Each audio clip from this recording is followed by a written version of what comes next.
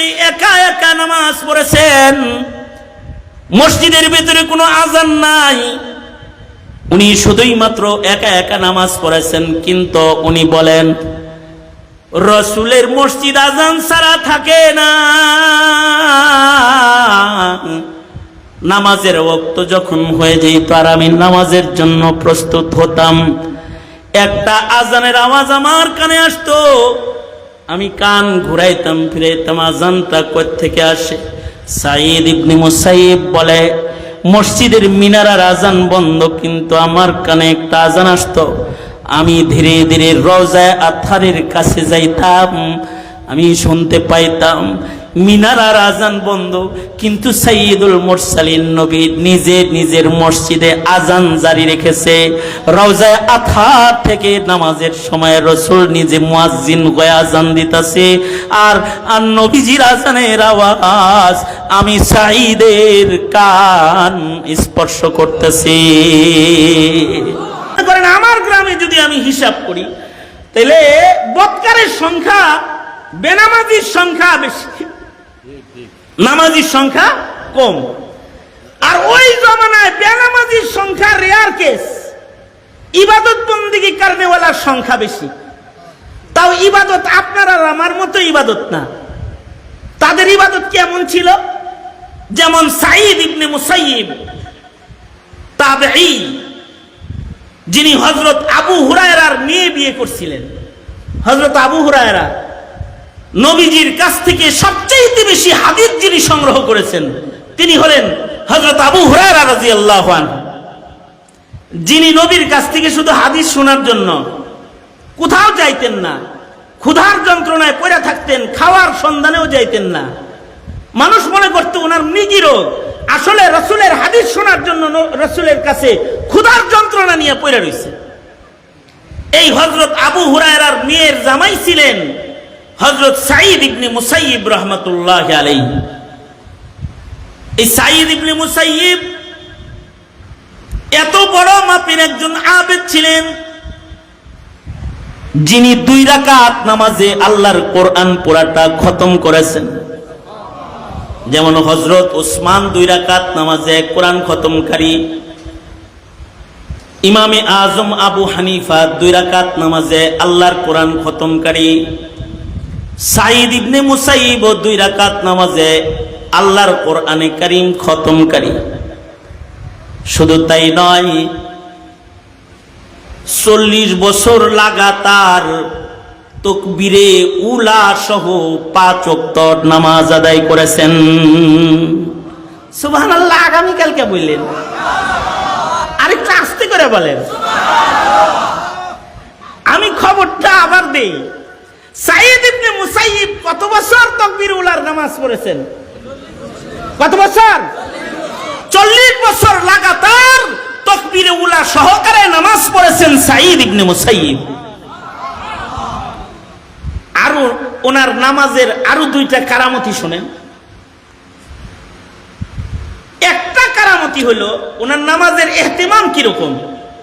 উনি বলেন, 40 বছর আমি নামাজ আদায় করেছি, 40 বছরের ভেতরে দাঁড়ানো অবস্থায় যে সেজদার জায়গায় নজর করে রইছি, 40 বছরের ভেতরে একবারও নজরটা সরায়া মানুষের পিঠের উপরে আমি রাখি নাই। কি বুঝছেন? আমরা যে নামাজ পড়ি আর কি, আমরা যে নামাজ পড়ি আমরা আর কি, আমাদের নামাজের হালাত হইলো আমরা নামাজের দ্বারা ইমাম সাহেবরে দেখতে থাই, সেজদা না দেখে, ঠিক না? আর মনে মনে চিন্তা করে যে এত লম্বা কেরাত পড়ে গে, তারপরে রুকুতে যেতে পারে না, চায় রয়েছে। আর কিছু কিছু এরকম ঢঙ্গের মুসল্লি আমাদের মসজিদগুলোতে বেশি, যে নামাজে দাঁড়ায় মসজিদ কি এটাও দেখা লাগছে, নামাজ পড়তেছে আর চিন্তা করতেছে, শালার পিছনের কাতারে দাঁড়াইলাম, সামনের কাতারে ফ্যান বেশি। নামাজের সময় হ্যান নজর কিন্তু সেজদার জায়গায় নাই, হ্যান নজর কোন জায়গায় আছে? উপরে, ফ্যানের উপরে আছে। আরে উপরে ফ্যান বেশি, পয়লা কাতারে ফ্যান বেশি। আবার কয় দেখছস কপাল কিরকম খারাপের খারাপ, পিছনের কাতারে ফ্যানও কম, এটা ঘুরেও কম। আর সামনের কাতারের ফ্যানগুলো ঘুরেও বেশি। লস হয়ে গেছে, আর এইরকম জায়গায় খারাপ যাবো না। নামাজ পড়তেছে নাকি ফ্যান গুনতেছে, এই মানসিকতার মুমিনের সংখ্যা বেশি, নামাজের সংখ্যা বেশি। আরো আজব নামাজি এখনকার যুগে আছে। এখনকার নামাজি তো নামাজও পড়ে, ফোনও বন্ধ করে। কারণ এখন সবার পকেটে পকেটে টেলিফোন আছে, এরই ইবাদত করতেছে, নামাজ পড়তেছে, ফোন বন্ধ করতেছে। আর আমি তো এক আশ্চর্য নামাজি পাইছিলাম হজের সফরে। আমার পাশে এক চাচা নামাজে দাঁড়াইছে, হের ছেলে সৌদি আরব থাকে, তো বাবা বুড়া মানুষ হজে গেছে, হের একটা ফোন কিনা দিছে, এটারে গলার ভিতরেই মানে তাবিজ বানায় ঝুলাই দিছে আর কি। এ চাচা রিসিভ করা আর কাটটা দেওয়া ছাড়া অন্য কোনো কাম পারে না। চাচা যেন হারায় না যায় এই জন্য ফোন তো একটা গলায় ঝুলাই না আছে। ডান পাশে দাঁড়াইছে আমার সাথে নামাজে। এই চাচা নামাজেও দাঁড়াইলো, মক্কা শরীফে, তাও মসজিদে হারামে। একদিক দিয়ে নামাজও শুরু হইলো, আর একদিক দিয়ে হ্যাঁ টেলিফোন বাজা শুরু হইলো। বাড়ি থেকে চাচিতে মনে হয় ফোন দিতেছে। এটা বাঁচতেই আছে, বাঁচতেই আছে। চাচা বন্ধও করে না, কিছু করে না, এটা খালি বাজে। আমি কি চাচার রিংটোন শুনুম নাকি কাবা শরীফের ইমামের তেলাওয়াত শুনুম, মানে বুঝবুদ্ধি আড়ায় লাইছি। যাই হোক, কষ্ট করে নামাজ পড়তেছিলাম, কিন্তু এর ফাঁকে 1 রাকাত হইছে, 2 রাকাত হইছে, এর ফাঁকে আবার ফোন আইছে। তো ফোন আইছে পরে এই নামাজের ভিতরেই ফোন ধইরা কয়, এই পরে কল করিস, আমি নামাজ পড়তেছি।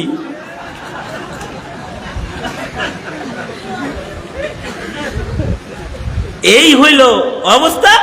এই চাচার এই নামাজ দেখে তো আমার নামাজ পুরাই শেষ। না, আমার তো আর হাসা ছাড়া আর কোনো গতি নাই। চাচা ওইভাবেই নামাজ শেষ করলো, খামটি খুমটি দিয়ে আমিও নামাজ শেষ করছি। পরে বললাম, চাচা আপনার নামাজ হইছে? আপনি যে এই যে নামাজের ভিতরে বললেন যে নামাজ পড়তেছি পরে কল করিস, নামাজ হইছে আপনার? আরো অত শত আল্লাহর জন্য আইছে, আল্লাহ নিবেন।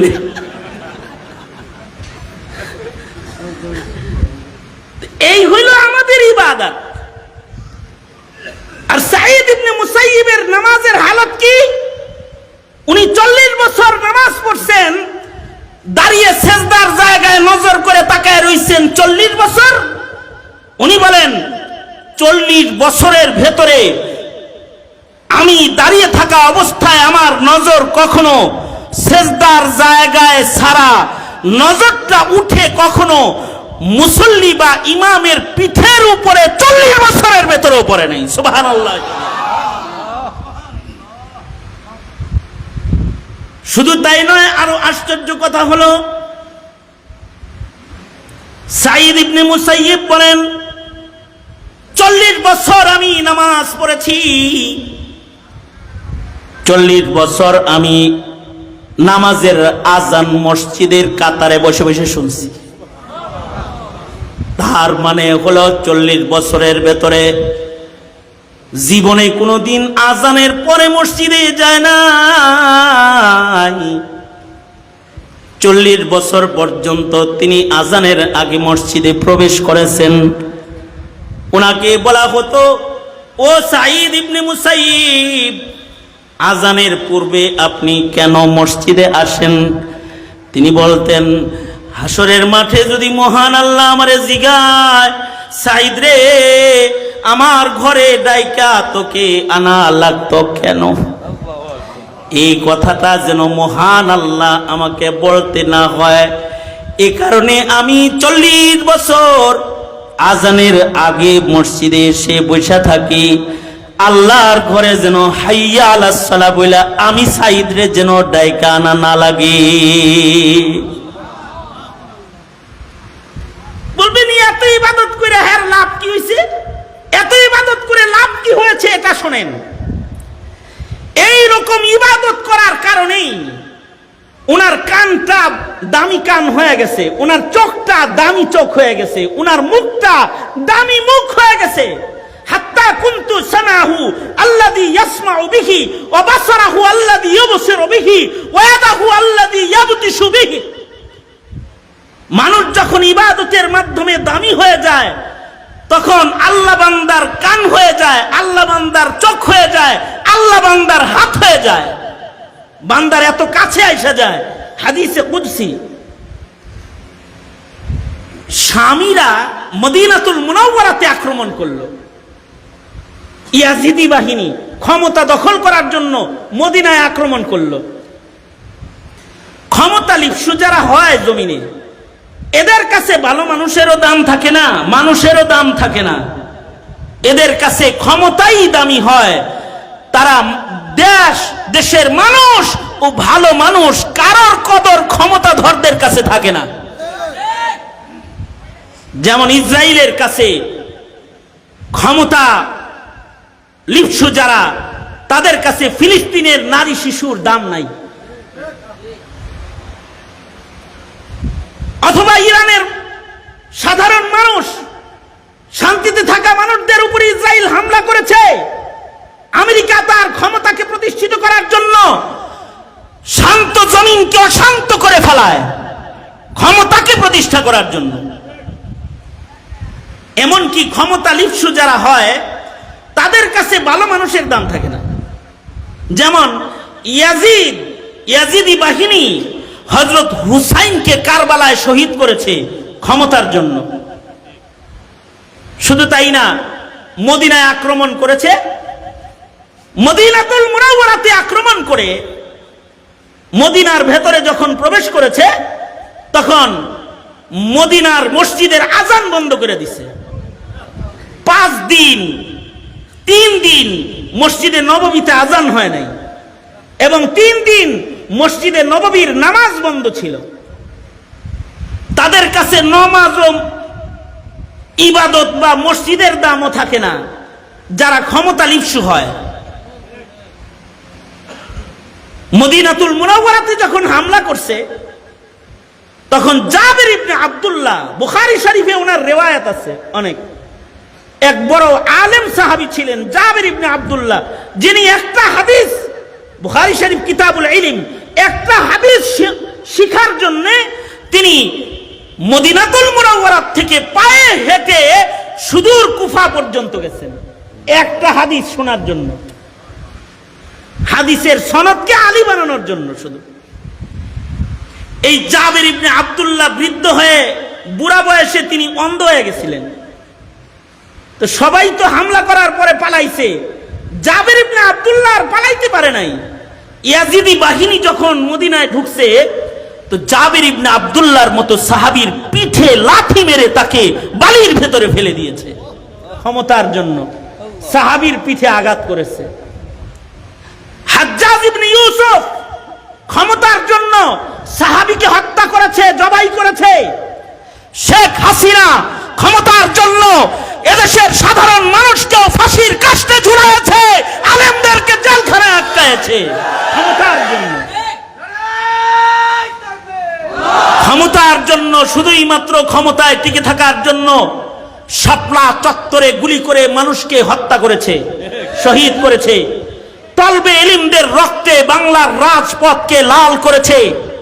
ক্ষমতার জন্য 21-এ উলামায়ে কেরামদেরকে ঢালাও গ্রেফতার করে এদেশের মানুষদের নয়নমণি, এদেশের মানুষদের হৃদয়ের স্পন্দন উলামা হযরত যারা, তাদেরকে জেলখানায় বছরের পর বছর আটকে রেখে রিমান্ডে আর আয়না ঘরের নির্যাতনে কাউকে কাউকে জেলখানায় তারা শহীদ করেছে, কাউকে কাউকে জেলখানা থেকে পঙ্গু করে দেশের অচল অবস্থায় দেশে জীবিত থাকার হায়াত তারা পেয়েছে। তাদের পা নষ্ট হয়ে গেছে, হাত নষ্ট হয়ে গেছে ক্ষমতার জন্য। যারা ক্ষমতা লিপ্সু হয়, তাদের কাছে ভালো মানুষের কোনো মূল্য বা মূল্যায়ন বা দাম থাকে না। তবে ক্ষমতা এটা নিজের ইচ্ছায় থাকা যায় না। নমরুদও পারে নাই, ফেরাউনও পারে নাই, হাসিনাও পারে নাই। শেষ বেলায় দৌড়ানি খায়া ভাগ্য পালায় গেছে, ইতিহাসের পাতায় যার নজির পাওয়া যায় না। ভাগ্য পালায় গেছে। কারণ ক্ষমতা কার? জোরে আওয়াজ করে বলেন। হয় না? আরো জোরে চিৎকার করে আওয়াজ করে বলেন। সবাই মিলে জোরে আওয়াজ করে বলেন, ক্ষমতা কার? আল্লাহ। এই ক্ষমতার জন্য অনেকে এখনো যারা ক্ষমতায় যাওয়ার জন্য মানুষ হত্যা করো, মানুষকে দাওয়া করো, মানুষকে হয়রানি করো, তাদেরকে বলছি হাসিনা থেকে শিক্ষা গ্রহণ করো। চাঁদাবাজির রাজনীতি ছেড়ে দাও, জুলুমের রাজনীতি ছেড়ে দাও, অত্যাচারের রাজনীতি ছেড়ে দাও।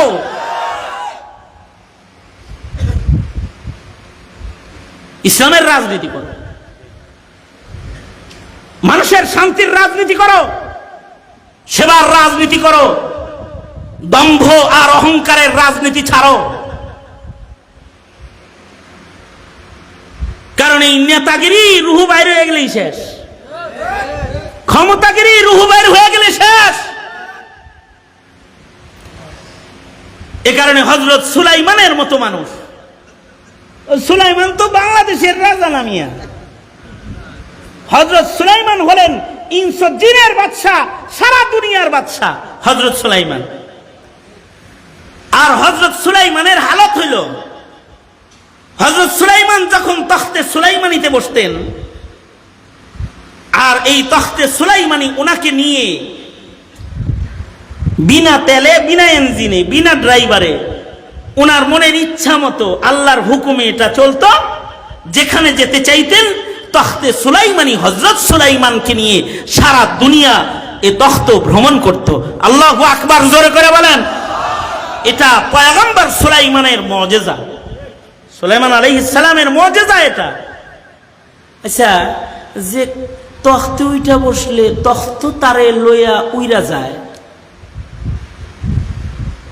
এর ক্ষমতার পাওয়ারে তার দেহের অবস্থাটা কিরকম থাকার কথা? এই যে কি একটা হুন্ডা চালায়, যে একটা হুন্ডার মালিক, হেয়ারি পাওয়ার কি এমনি করে বসে, কালা চশমা এরকম মুড়ে মুড়ে চায়। তার মানে এর পাশার নিচে একটা হুন্ডা আছে, এইটার গরমে এর পিঠ এইরকম সোজা। তাহলে তখতে সুলাইমানিতে হযরত সুলাইমান বসা আছে, সুলাইমানের পিঠটার মাথাটা কিরকম সোজা হওয়ার কথা। কিন্তু আশ্চর্য বিষয়, হযরত সুলাইমান তখতে সুলাইমানিতে যখন বসে থাকতেন, গর্দান এমনি নিচের দিক দিয়ে বসা আল্লাহু আকবার, আল্লাহু আকবার, সুবহানাল্লাহ, আলহামদুলিল্লাহ, আলহামদুলিল্লাহ, লা ইলাহা ইল্লাল্লাহ, আস্তাগফিরুল্লাহ জিকির করতেন, মাথা নিচের দিকে দিয়ে বসে থাকতেন। তো মন্ত্রীরা ওনাকে জিজ্ঞাসা করে, ও সুলাইমান, কত মানুষ আপনারে দেখবার লাগছে, জমিনের সবাই আপনারে দেখতেছে, আপনি তখতে সুলাইমানিতে বসে আকাশ দিয়ে উড়ে যাইতেছেন, আপনি সবাই একটু এরম এরম করবেন, এরম এরম করবেন, এমনি এমনি করবেন, একটু আপনারা দেখবো। এগুলো না কইরা আপনি যে মাথা নিচের দিকে দিয়া আসামির মতো বৈশা থাকেন, এটা কেন? হযরত সুলাইমান বলে, আল্লাহ মানি নামলাতুন, একটা পিঁপড়া আমাকে এমন নত হওয়া শিখাইছে। এই নত হওয়ার শিক্ষা আমি একটা পিপিলিকার কাছ থেকে পেয়েছি। হযরত সুলাইমান পিপিলিকার সাথে কথা বলতেন, হযরত সুলাইমান পশু পাখির সাথে কথা বলতেন, হযরত সুলাইমান মাছের সাথে কথা বলতেন, হযরত সুলাইমান জিন্নাতের সাথে কথা বলতেন। পশু পাখির ভাষা পয়গম্বর সুলাইমানকে আল্লাহ তাআলা শিক্ষা দিয়েছিলেন। একবার সুলাইমান আলাইহিস সালাম রাস্তা দিয়ে যাইতেছেন, তো দেখে যে একটা পুরুষ পাখি একটা মহিলা পাখিরে বাগাইবার লেগে বিভিন্ন কথাবার্তা কইতাছে। বাগাইবার লেগে, বুঝছেন তো? হ্যাঁ, কইতেছে, এই তুই যদি আমার কাছে বিয়ে বসাস, তাইলে আমি মসজিদুল আকসার সাদা গম্বুজের উপরে তোর জন্য বাড়ি বানায়া দিব। মানে লোভ দেখাইতেছে, রে মানে পুরুষ পুরুষ পাখিটা মহিলা পাখিকে বলতেছে, এই অন্য পাখির সাথে ঘুরা লাভ নাই, আমার লগে বিয়া বয়, আমি তোর জন্য মসজিদুল আকসার মিনারার উপরে যে সাদা গম্বুজ, ওই জায়গায় তোকে বাড়ি বানাইয়া দিব। লোক দেখাইতেছে আর কি। তো হযরত সুলাইমান বলে কি, কুল্লু নাকিহিন কাজ্জাব, যত বিয়াকারী আছে সব মিছা কথা কয়। মানে বিয়ার আগে পুরুষরা বিভিন্ন ধরনের আলাপ সালাপ কয়। দেখবেন পোলার বাপ মেয়ের বাড়িতে যায় কয়, আমার কাছে খালি দিয়ে দেখেন না, আমনের মেয়েটারে কি সুখটা দেই, আমার বাড়িতে 5 তলা বাড়ির 3 তলা তো পুরাটাই আপনার মেয়েরই দিয়ে দিব। আইনা তারপরে মিশা কইয়া টইয়া বাগায় বুগায় লইয়া পুরা কাজের বুয়া বানায় ফেলায়। আপনাদের এলাকার মানুষরা আপনারা ভালো, কিন্তু হযরত সুলাইমান বললেন কি, কুল্লু নাকিহিন কাজ্জাব, সব বিয়াকারীরা মিছা কথা কয়। কারণ উনি তো পশু পাখির ভাষাও বুঝে। উনি বললেন, ওই কিরে কি কস এগুলো? মসজিদুল আকসা আমি বানাইছি, আমি জানি মসজিদুল আকসার উপরে কোনো জায়গাই নাই বাসা বানানোর, আর তুই হেরে মিছা কথা কইতেছিস যে হেন বাসা বানাইয়া দিবি। ওনে তো কোনো বাসা বানানোর জায়গাই রাখি নেই। তো উনি পশু পাখির ভাষাও বুঝতেন, পিঁপড়ার ভাষাও বুঝতেন। এ কারণে পিপিলিকা যখন নিজের দলবলরে বলতে লাগলো, এই সুলাইমান আইতেছে কিন্তু আমাদের বিশাল আইব, যে কাহিনী আল্লাহ তাআলা কোরআনে বর্ণনা করে সূরা নামাল নাজিল করেছেন। এই সুলাইমান আলাইহিস সালাতু ওয়াস সালাম বলে, একটা পিঁপড়া আমাকে গর্দান নিচু করা শিখাইছে, একটা পিপিলিকা আমার গর্দানকে নিচু করা শিখাইছে। কেমনে? পিপিলিকার সর্দারকে আমি একবার ডেকে বললাম, এই পিঁপড়ার সর্দার, আমি সুলাইমান, আমাকে আল্লাহ তাআলা সারা দুনিয়ার রাজত্ব দান করেছেন, তুই আমার কাছে কিছু চা, ইসআল মিন্নি উতিকা, তুই আমার কাছে কিছু চা, আমি তোকে দিব। আমি একটা বাদশাহ, আমার কাছে কিছু চায়া নিয়ে যা, আমি ওটা তোরে হাদিয়া দিই। পিঁপড়ায় বলে, সুলাইমান চাইতে যেহেতু বলছেন, তাহলে আমার রিজিক বাড়ায় দেন। হযরত সুলাইমান বলে, তোর রিজিক আমি কেমনে বাড়াবো? রিজিক দেনেওয়ালা কে? জোরে আওয়াজ করে বলেন, আরো জোরে আওয়াজ করে বলেন, রিজিক দেনেওয়ালা কে? অনেকে রিজিকের সন্ধানে বিদেশ চলে যায়, কিন্তু ফকির হয়ে দেশে চলে আসে। রিজিকের সন্ধানে দেশান্তর হয়ে যায়, লুলা হয়ে ঘরে চলে আসে। কারণ রিজিক চাইলেই পাওয়া যায় না। রাজ্জাক কে? জোরে আওয়াজ করে বলেন, রিজিক দাতা কে? হযরত সুলাইমান বললেন, এইটা ছাড়া অন্য আর কিছু চাও? তো পিঁপড়ায় বলে, আল্লাহ আমারে যা হায়াত দিছে তার থেকে আরেকটু হায়াত বাড়ায় দেন। হযরত সুলাইমান বলে, হায়াতের মালিকও তো আমি না, হায়াত বাড়ানোর ক্ষমতা আমার নাই। কোথায় আপনি কি এর বাদশাহ? রিজিক বাড়ানোর ক্ষমতা নাই, হায়াত বাড়ানোর পাওয়ার নাই।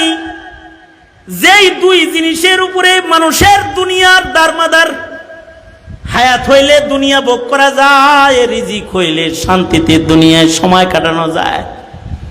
মৌলিক এই দুই জিনিসই আপনি দিতে পারেন না, তো আপনি তো কসুর বাদশাহ। কি এর আপনি ইনসো জিনের সারা দুনিয়ার বাদশাহ।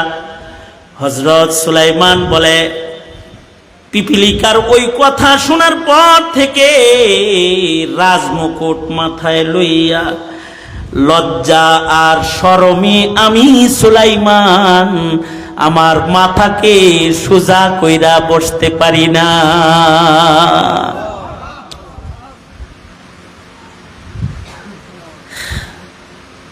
সুতরাং তোমার এই ধন দৌলত, বাড়ি গাড়ি, এগুলো তো আসল না। সুলাইমানও এগুলোর অহংকার করে নাই।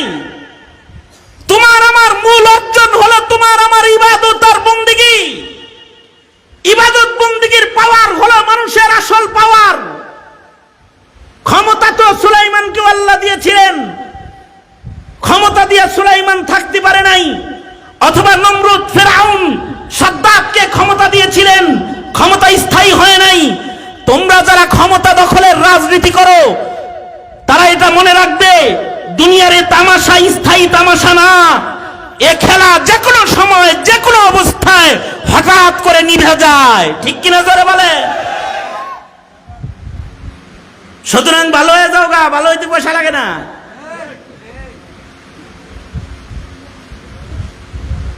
আপনাদেরকে আমাদেরকেও সতর্ক থাকতে হবে, স্বৈরাচারের রাজনীতি যেন বাংলার মাটিতে আবার চালু না হয়। সর্বাত্মক কুরবানি দিয়ে উলামায়ে কেরামদের সাথে কাজ করতে রাজি আছেন তো ইনশাআল্লাহ?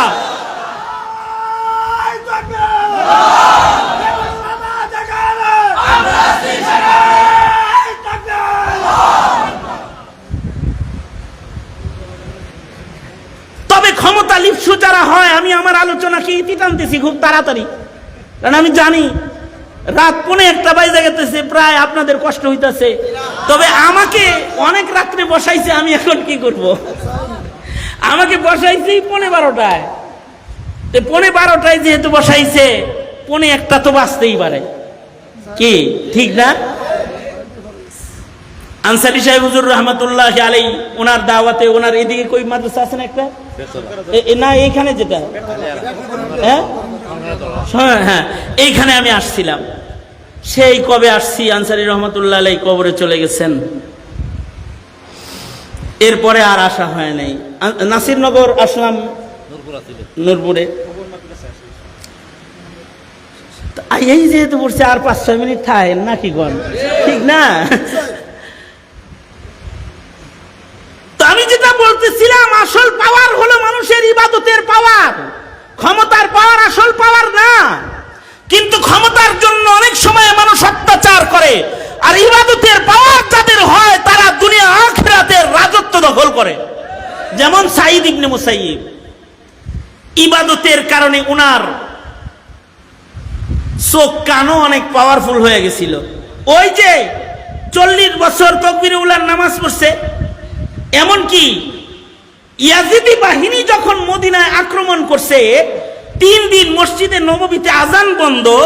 ওই সময়ও মসজিদে আজান নাই, জামাত নাই, কিছু নাই, কিন্তু ওই সময়ও সাঈদ ইবনে মুসাইয়িব এই 3 দিন, যেই 3 দিন মসজিদে নববীতে আজান হয় নাই, ওই 3 দিন মসজিদের মুসল্লি বিহীন মাটির কান্না বন্ধ করার জন্য সাঈদ ইবনে মুসাইয়িব একা একা 3 দিন মসজিদে নববী পাহারা দিয়েছেন এবং ওয়াক্ত মতো নামাজ পড়ে মসজিদের হক আদায় করেছেন। আল্লাহু আকবার কাবীর।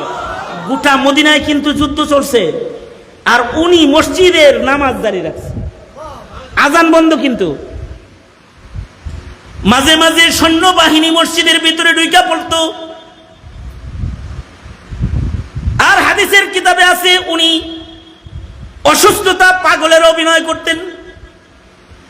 কারণ উনি যদি ভালো মানুষ, এটা যদি দুশ্মনরা বুঝা ফেলায়, তাহলে মসজিদ থেকে উনাকেও গ্রেফতার করে লয়ে যাবে। এই কারণে উনি পাগলের অভিনয় করতেন। উনি বলতেন, পাগলের অভিনয়টা এজন্য করতাম, নবীর মসজিদ আজানের পরে নামাজ শূন্য থাকবে, হয় না। মসজিদের হক আদায়ের জন্য দুশ্মন দেখলে পাগলের অভিনয় করতাম, আর নামাজের ওক্ত হলে লম্বা করে দাঁড়ায় দাঁড়ায় নামাজ পড়ে মসজিদের কান্না বন্ধ করতাম। রাসূলের মুসাল্লায় দাঁড়ায় নামাজ পড়তাম। আশ্চর্য বিষয় হলো, সাঈদ ইবনে মুসাইয়িব এই 3 দিন মসজিদের নববীর ভিতরে একা একা নামাজ পড়েছেন। মসজিদের ভিতরে কোনো আজান নাই, উনি শুধুই মাত্র একা একা নামাজ পড়েছেন। কিন্তু উনি বলেন, রাসূলের মসজিদ আজান ছাড়া থাকে না। নামাজের ওয়াক্ত যখন হয়ে যেত আর আমি নামাজের জন্য প্রস্তুত হতাম, একটা আজানের আওয়াজ আমার কানে আসতো, আমি কান ঘুরাইতাম ফিরাইতাম আজানটা কোথা থেকে আসে। সাঈদ ইবনে মুসাইয়িব বলে, মসজিদের মিনারার আজান বন্ধ, কিন্তু আমার কানে একটা আজান আসতো। আমি ধীরে ধীরে রওজায়ে আতহারের কাছে যাইতাম, আমি শুনতে পাইতাম মিনারার আজান বন্ধ, কিন্তু সাইয়্যিদুল মুরসালিন নবী নিজে নিজের মসজিদে আজান জারি রেখেছে। রওজায়ে আতহার থেকে নামাজের সময় রাসূল নিজে মুয়াজ্জিন হয়ে আজান দিতেছে, আর নবীজির আজানের আওয়াজ আমি সাঈদের কান স্পর্শ করতেছি। হাত্তা কুনতু সামাহু আল্লাযী ইয়াসমাউ বিহি। ইবাদতের মাধ্যমে মানুষের মূল্য পাওয়ার এরকম বেড়ে যায়। আমি বলবো না আপনাদেরকে সবাইকে সাঈদ ইবনে মুসাইয়িব হয়ে যান, এমন কোন বুঝা আমি চাপায়া দিব না।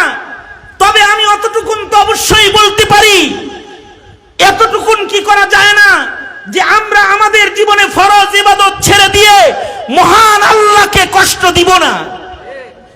এতটুকুন ওয়াদা কি করা যায় না? ইনশাআল্লাহ 5 ওয়াক্ত নামাজের হিফাজত করব, ইনশাআল্লাহ বলেন। ইনশাআল্লাহ কবিরা গুনাহ করব না, ইনশাআল্লাহ। ইনশাআল্লাহ ইবাদত করে আল্লাহ পাকের নৈকট্য হাসিল করার মেহনত করব।